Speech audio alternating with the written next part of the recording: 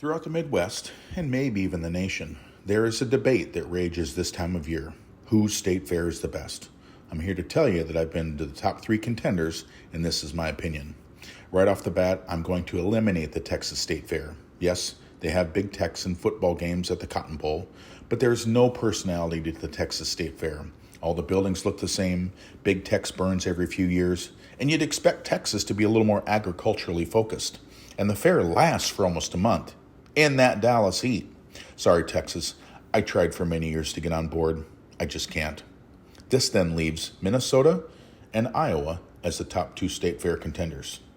Minnesota is a longer run, 12 days compared to 10 in Iowa. Minnesota averages 175,000 people per day.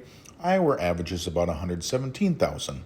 Texas, to give you all context, averages about 104,000 per day. I have to give Iowa a ton of credit. They've got plenty going on at their state fair. They win for parking. Most of it is really close to the fairgrounds and is only about $10.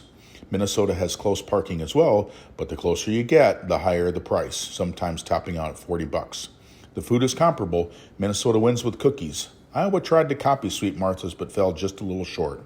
Iowa wins in the pork and barbecue department. Pork products everywhere. The pork belly pinwheel was fantastic. I have to give Minnesota the win on the Pronto Pup. Iowa's was a little heavily battered. I'll give Iowa the edge in 2-story restaurant and bars. You always want to be high up over the crowds, and Iowa gives you solid options for those views. Minnesota only has Lulu's, which is really on the back side of the grounds in a small space. For overall watering holes, however, Minnesota blows Iowa away with their sheer number of beer gardens. The Midway in Minnesota covers more ground. The Ferris wheel in Iowa pales in comparison to Minnesota's.